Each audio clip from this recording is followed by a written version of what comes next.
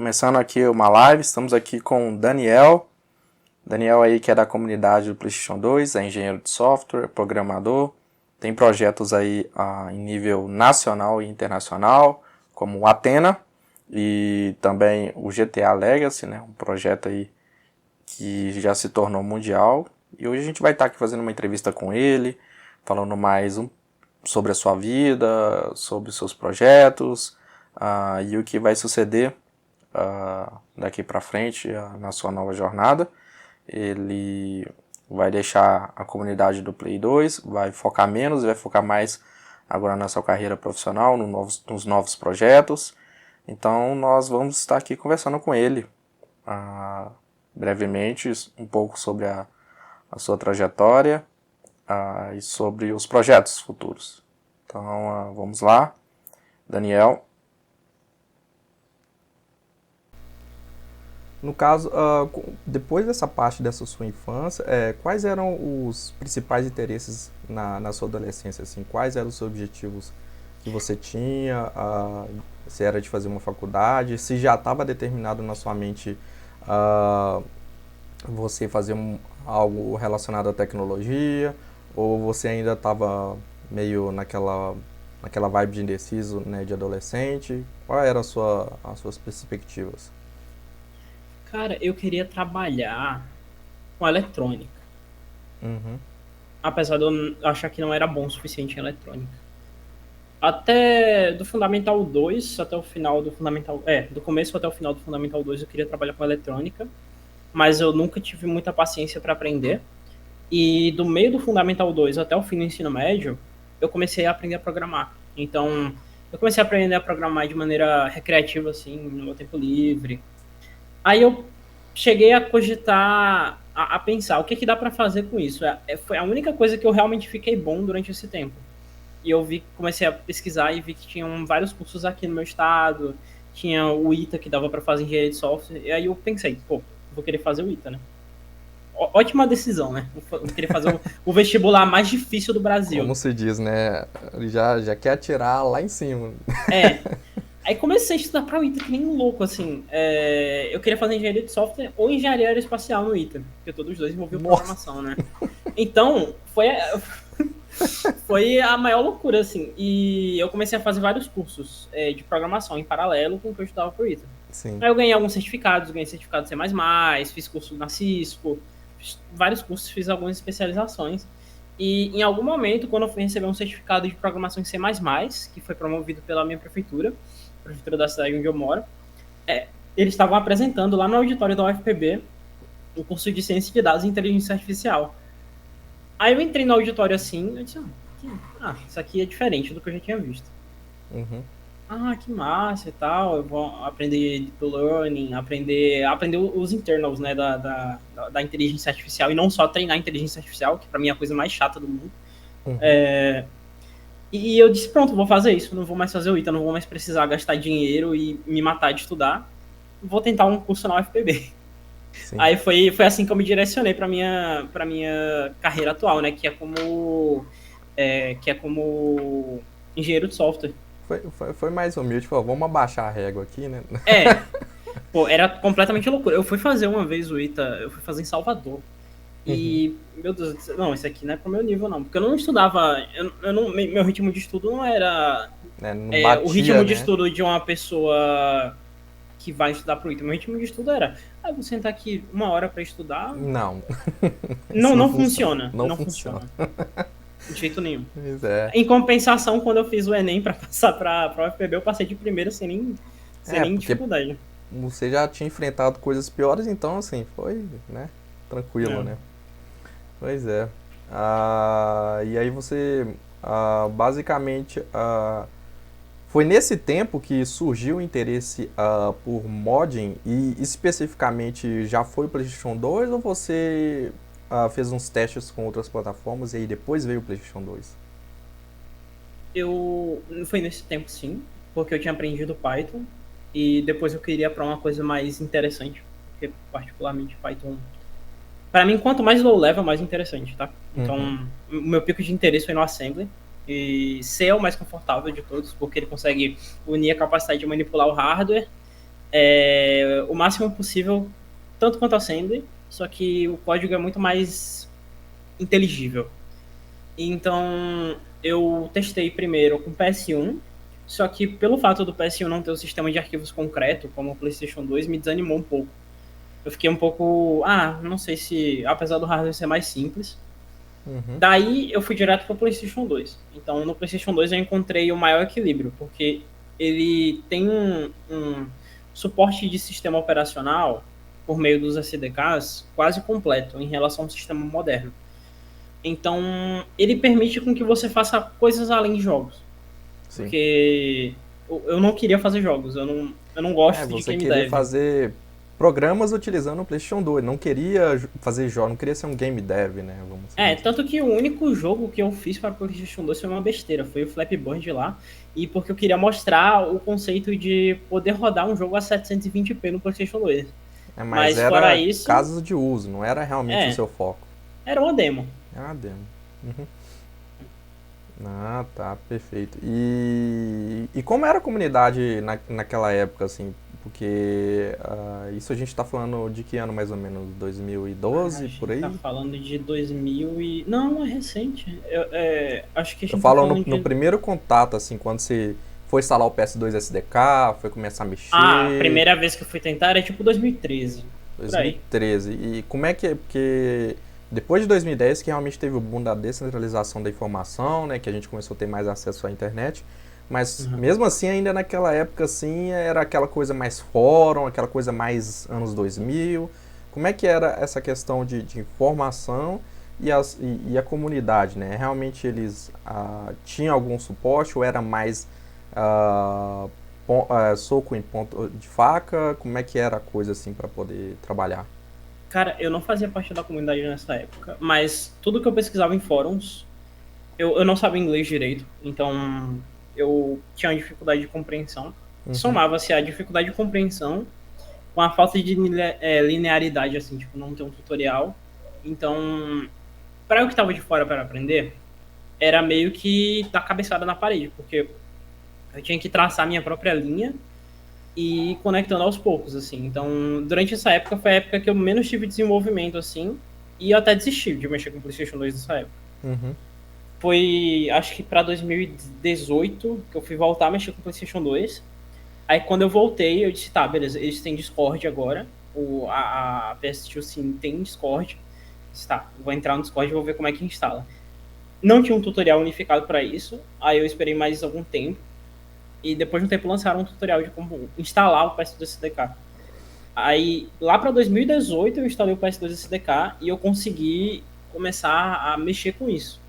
Mas antes era muito difícil você conseguir configurar do zero. Só quem era dev, que estava por dentro do desenvolvimento do PS2 SDK tinha essa noção. Até onde eu compreendo, sabe? Uhum. Até hoje é meio complicado de instalar o PS2 SDK. Se você não tiver contato com desenvolvimento mais hard, assim. Como se diz, não é aquela coisa, por exemplo, provavelmente na época era só quem estava envolvido mesmo assim sabia de qual instalar, né, o PS2 SDK, né. Hoje, obviamente, está um pouco melhor, né, talvez muito diferente para que você pegue um novato e jogue lá, porque se você pegar um novato e jogar lá, ele ainda vai se sentir perdido, vai ficar uns meses batendo cabeça ali aí. Né? Mas então resumindo, né, você ainda teve essa fase assim que você, vou desistir, depois voltou, mexeu, e aí uma hora deu certo, e você falou, agora talvez eu, né? Deu certo, clonei o Lua Player, falei, pô, isso aqui é uma porcaria, vou recriar tudo isso. Como se diz, né? Vou mexer com esse vírus aqui e vamos ver. Foi isso mesmo que eu comecei. Foi tipo, clonei o Lua Player porque eu queria melhorar a resolução dele, que era muito baixa. Falei, pô, o cara copia o código original, o cara copiava byte por byte de um pixel para poder juntar com outro na tela e depois ele passava pro frame buffer. Eu disse, que absurdo, velho. Isso não tem solução, vou ter que recriar. Pois é, e fez sucesso até um certo tempo, se você parar pra pensar até hoje, as pessoas ainda insistem, né? Porque ficou famoso, né? Mas hoje já tem ferramentas aí muito, muito melhores. Inclusive até me assusta um pouco, assim, porque as pessoas, aos poucos devs estão entrando. Então, como a gente dá o choque de realidade quando você fala o que é, eles vão realmente pro caminho raso, que é PS2 SDK, Assembly, C, C++ e vamos aí, né? Então é É, interessante. é a mais. Para mim é o caminho certo, né? O meu objetivo quando eu criei o Athena e o Enceladus foi: você tem liberdade até certo ponto, Mas se aí você você quiser, vai bater no teto e vai é, falar: daqui você não foge. não- Daqui você tem que entrar no PS2 SDK. exatamente. É igual eu tô te falando. Mas muito interessante. E como que surgiu o projeto, por exemplo, o GTA Legacy, né? Que hoje é o maior projeto aí nacional e internacional, né? Se eu não me engano, eu acho que ele veio antes do Athena, né? Acho que é isso, né? Veio. Veio antes do Bem Athena. antes. São quantos anos de projeto? 5, 4, Ele é de 2017. 17, Então, 7 18, anos. 19, bastante tempo. E como que você começou ele? Porque ah, ele já envolve, por exemplo, você mexer com uma engine. Como você descobriu qual era a engine? Como você fazer essas descobertas? Porque, como eu já sei um pouco do seu background, você trabalha com engenharia reversa. Então, meio que foi ali o início também da sua carreira como engenharia reversa para saber como que o GTA funcionava e saber qual engine que ele mexia e o que você podia fazer. Foi mais ou menos isso naquela época. Ó, completamente, assim, foi meu início completamente. Eu queria. Eu não sei se tu sabe, mas o- até 2017, a forma com que você podia modificar o GTA era muito limitada. Você podia modificar o script, que era responsável pelas missões do jogo em algumas lojas, texturas e Uhum. rádios, basicamente, esses três. Era bem limitado. Era muito limitado. Daí eu queria mudar isso, porque no PC já dava para modificar tudo, dava para trocar até o renderizador do jogo no PC. Uhum. E eu queria entender por que, que era limitado desse jeito. Aí eu tinha visto na época alguns vídeos de youtuber falando, não, porque o PlayStation 2 não suporta e tal, é um console muito limitado. Mas mesmo sem ter tanta noção na época, eu já questionava isso. Pô, computacionalmente falando, um PlayStation 2 não suportar uma modificação envolve você adicionar mais carga computacional para ele processar. Trocar um carro do jogo por outro carro do mesmo peso não aumenta a carga computacional. Não faz o menor sentido. Sem contar E que você pode fazer tanto, você pode até melhorar, otimizar mais, né, e colocar outra coisa é, mais bacana, né, pode ficar até mais leve. mais Como foi leve. o caso do GTA V Legacy com alguns carros, inclusive, que ficaram com Uhum. uma qualidade melhor e mais leves. Mas daí eu, pronto, tenho um problema, vou correr atrás de quem já tentou solucionar esse problema. Então eu comecei a cavucar em todos os fóruns, daí entrei no Discord, fiz minha conta no Discord dessa época, comecei a procurar em todos os servidores de mod em GTA alguém interessado em PlayStation 2. E os gringos não dão a mínima para PlayStation 2, exceto uma única pessoa, uma unidade de pessoa, que é o IP. E ele tinha começado a fazer a LibRW, que é uma reimplementação da renderware dele. E foi aí que eu descobri que, tipo, tem diferentes motores gráficos, diferentes renderizadores.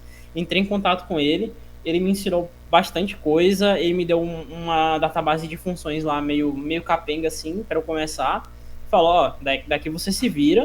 Aí eu disse, enquanto eu quero trocar os carros do jogo. Aí ele falou, ó, o PlayStation 2 não suporta os carros do PC porque o PlayStation 2 usa um formato diferente, a forma com que os triângulos são organizados é diferente.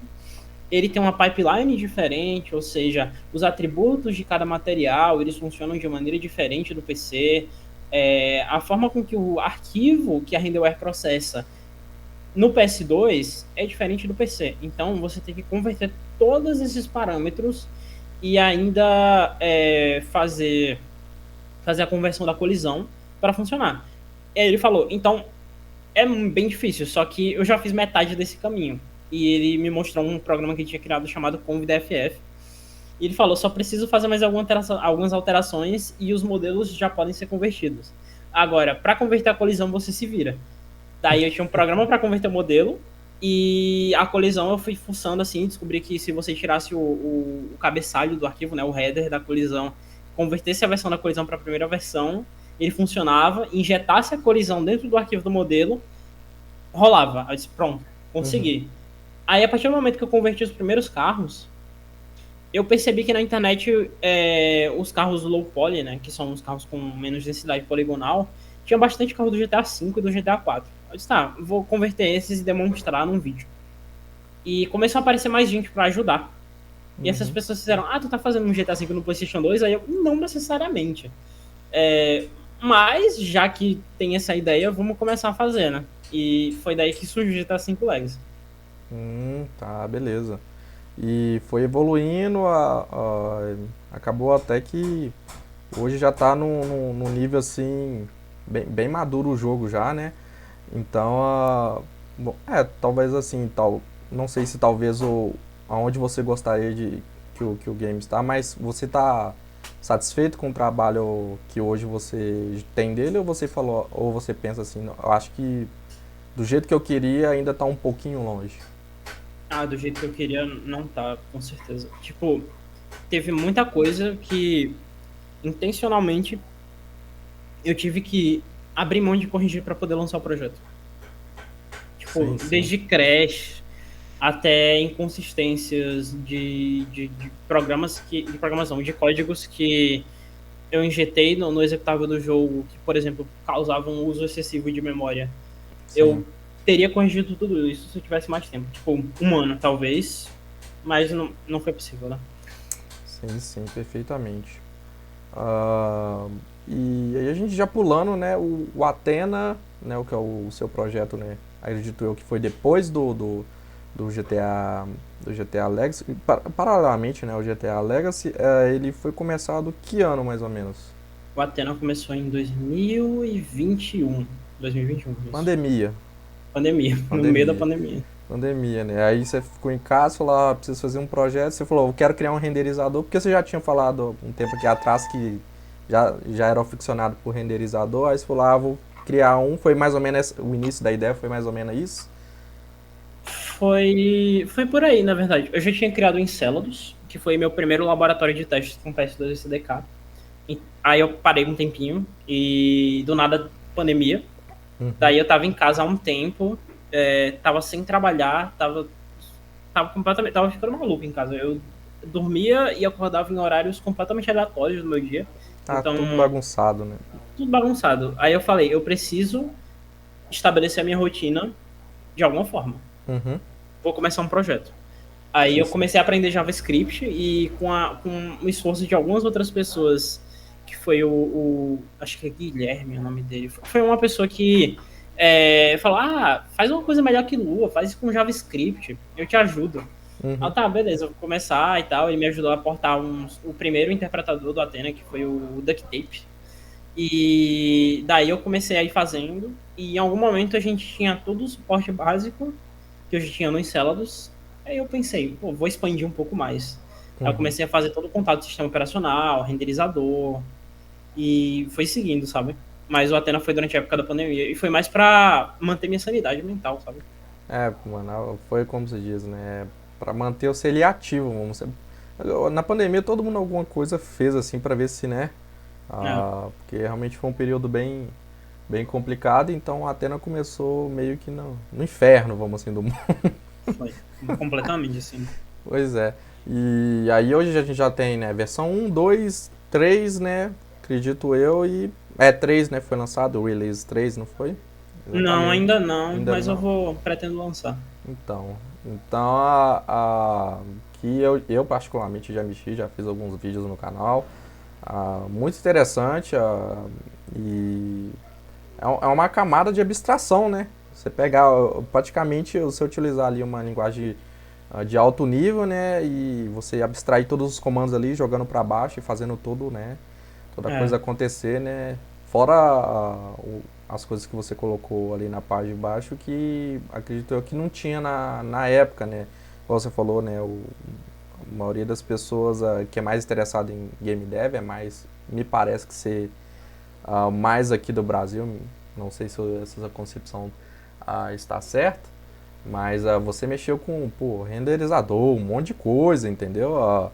Coisas que talvez até estaria numa renderware, você pegou vários conceitos e colocou tudo dentro desse projeto e que você consegue fazer um game aí, 2D, 3D, legal.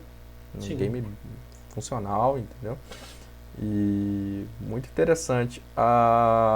E aí, a gente já indo um pouco por final da entrevista, quais são os seus planos aí para o futuro, entendeu? O que você vai digo hoje, entendeu? O que você, se você tem alguma coisa no sentido de tipo, vou parar esses projetos ou vou dar início a outros, entendeu? E quais são as suas perspectivas hoje do Daniel Santos? Cara, eu vou parar de mexer com o PlayStation 2, né? Por uma série de motivos, assim. Primeiro, eu tô muito sem tempo e os projetos eles ficaram muito massivos, então, para cada função nova que eu tenho que adicionar num projeto, eu tenho que gastar, tipo, uma semana criando essa função, uma semana corrigindo bug para fazer essa função funcionar e 2 semanas polindo essa função. Então, é um mês para adicionar uma função em cada projeto meu. Uhum. E eu não tenho mais esse tempo para dedicar a esses projetos. E eu tava me sentindo muito limitado, né? Numa plataforma só e tal. Então, o que eu vou fazer agora é me dedicar ao trabalho, né? Minha vida profissional. E voltar a mexer com mobile, celular. Sim, Voltar a mexer com telefone. celular. Então, eu quero voltar a mexer com celulares abandonados. E eu quero criar um acervo de preservação de documentação com tutoriais e com como desenvolver softwares para celulares antigos. E Você diz acho aqueles sistemas lá, o Symbian, aquele pessoal mais... Symbian, S40, Ex- Nokia Asha, Sim, sim. Tem, esses celulares. muito legal.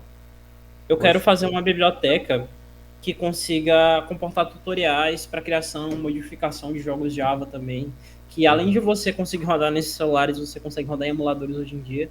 Então, eu quero montar esse acervo, sabe? Para mim é bem interessante preservar, porque foi meu primeiro contato com programação e foi o que me inspirou a fazer outras coisas. Então, eu quero que outras pessoas mais novas, ou até pessoas mais velhas que querem resgatar essa nostalgia com esses celulares, com essas plataformas, elas tenham a oportunidade de ainda poder desenvolver alguma coisa para elas e não deixar elas serem esquecidas.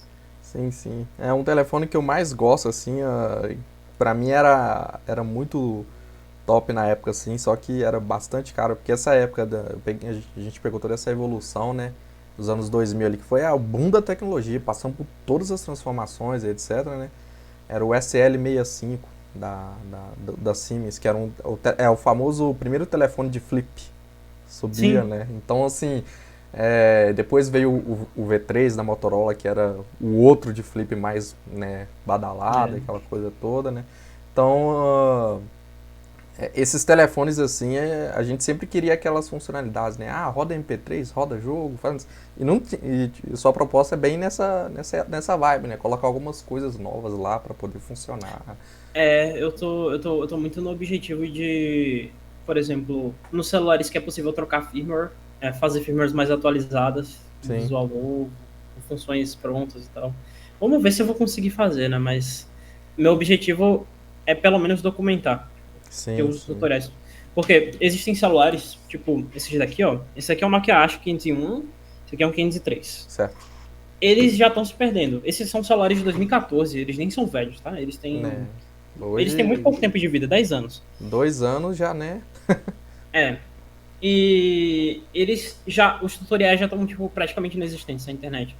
Então, eu vou resgatar esses tutoriais que já existem, esses softwares que são exclusivos deles, colocar no GitHub, criar vídeos sobre isso, para não deixar esse conhecimento se perder. Porque, sei lá, por exemplo, eu uso, ele não tá aqui comigo, mas eu tenho um iPhone 3GS, aquele Certo. pequenininho.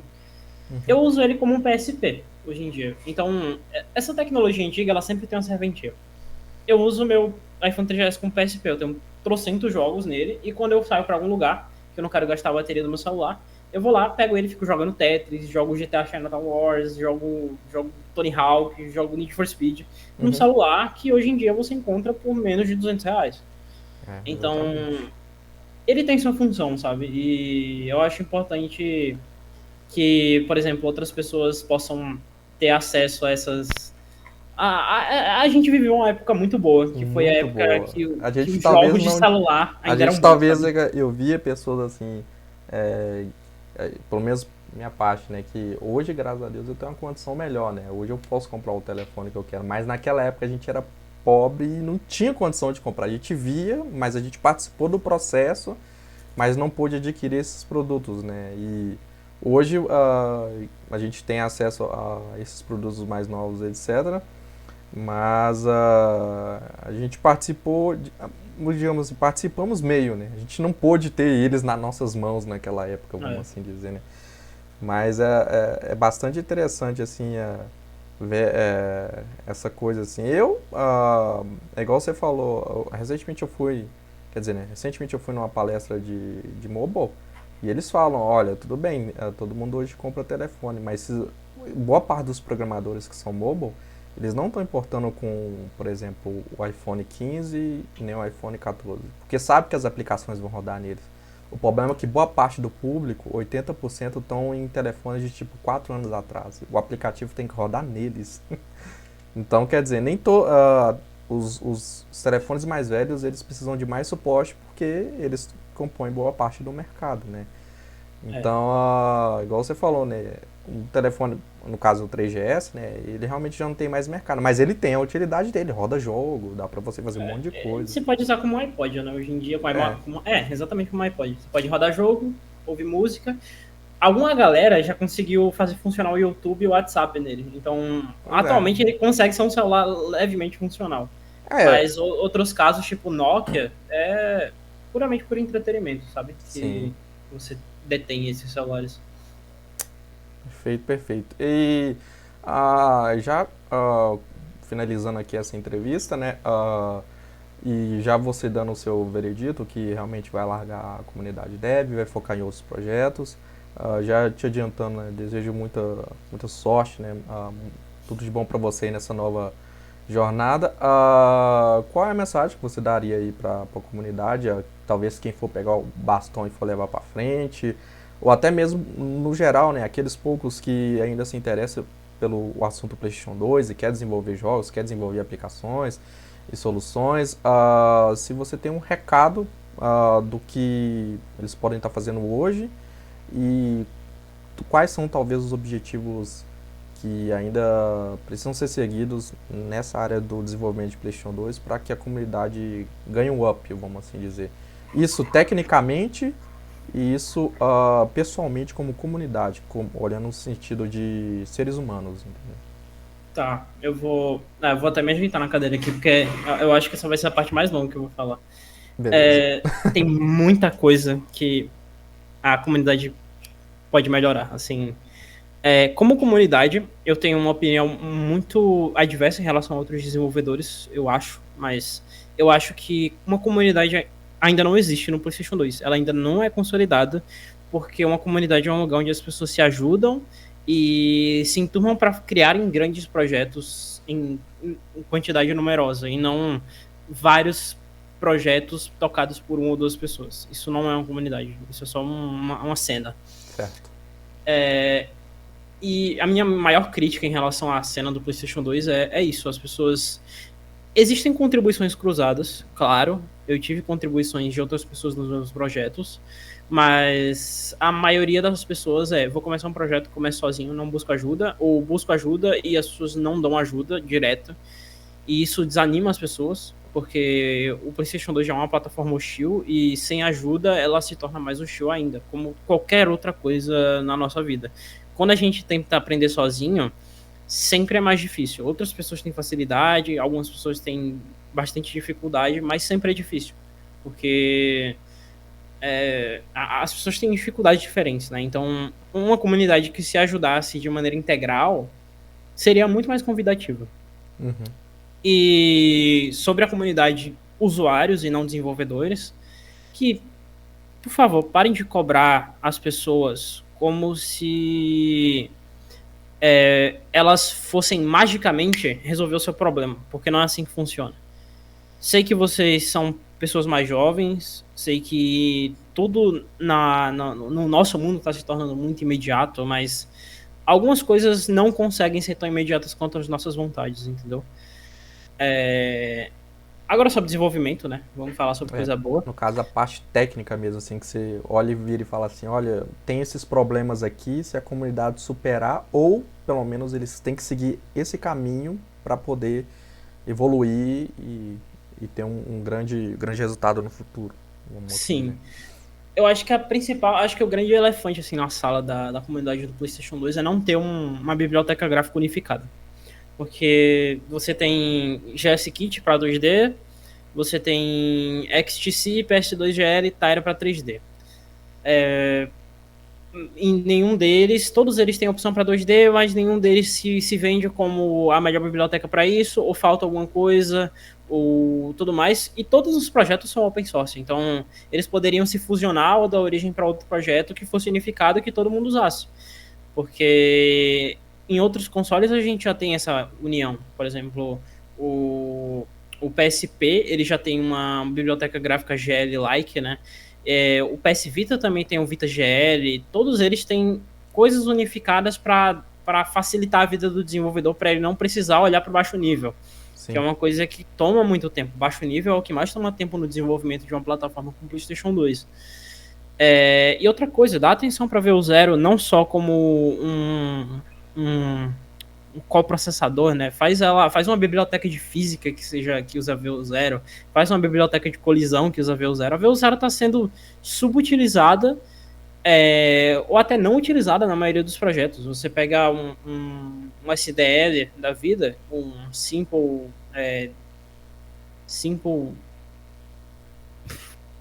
esqueci o nome da sigla. SDL. Simple Direct Layer, uma coisa assim. Simple Direct Media Layer, eu acho. O SDL é 100% software, cara. Como é que pode uma base que se propõe a rodar softwares na maioria das plataformas?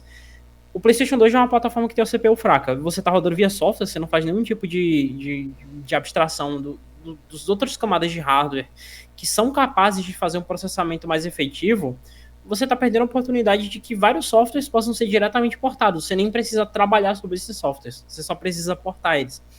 E pelo fato do PS2 estar rodando via software, não tem aproveitamento. Então você perde muita coisa. Tem outras questões também. Falta um pouco de consenso sobre como alguns padrões são estabelecidos para desenvolvimento de software no PlayStation 2. Eu acho que isso atrapalha muito. Porque, o que vocês têm de driver para IOP? A gente tem tal modelo, tal modelo. Por que vocês não se unem e decidem sobre um modelo único que vai funcionar? A gente quer começar a desenvolver um aplicativo para a gente quer desenvolver uma biblioteca para som. Pô, tem 5 bibliotecas para som no PlayStation 2 e nenhuma delas é a mais usada. Acho que a AUDSRV é a mais usada hoje em dia. Mas ela não dá suporte completo para as coisas, tudo no baixo nível.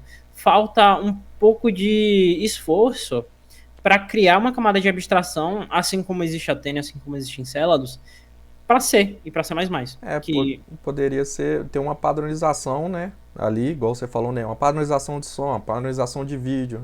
Do que toda hora ter que falar, quer mexer com 2D? Vai GSKit. Quer fazer 3D? Vai PS2GL. Se tivesse um ponto central, né? Melhoraria bastante isso. Né? Nem precisaria recriar nada, né? Só teria que integrar tudo. Só integrar tudo, fazer uma abstração de todos esses drives que existem e até para aquele que chega, né, não tomar aquele susto e ir embora, né? E outra coisa, só para finalizar a parte técnica, faz uma documentação unificada, porque ficar procurando cada coisa específica numa fonte diferente é a coisa mais chata do mundo para quem está tentando aprender. Exatamente. Né? A documentação também é um ponto aí que depois de você terminar de fazer, como você diz, todo o setup, todo o environment, aí você vai procurar uma documentação, é outro balde d'água. Pois então é isso. Entrevista aí com o Daniel, né, falando um pouco rapidamente sobre a vida dele, sobre projetos, percepções das quais presentes, né, hoje e para o futuro, né. Ele também já deu seu depoimento aí que ele vai parar, ele está quer dizer, ele parou, né, com a área de desenvolvimento de software, igual ele falou, né, ele não fazia jogos, mas vamos pôr desenvolvimento no geral com o PlayStation 2 e deixou algumas dicas bacanas aí, alguns conselhos interessantes. Primeiramente, eu te agradecer pelo seu tempo, Daniel, né? Foi 1 hora de entrevista aí, você ter dado essa entrevista, né? E é isso. Fica esse registro aí para todos nós. E um forte abraço aí, pessoal. Muito obrigado aí, Daniel. Até mais. Tchau, tchau, galera.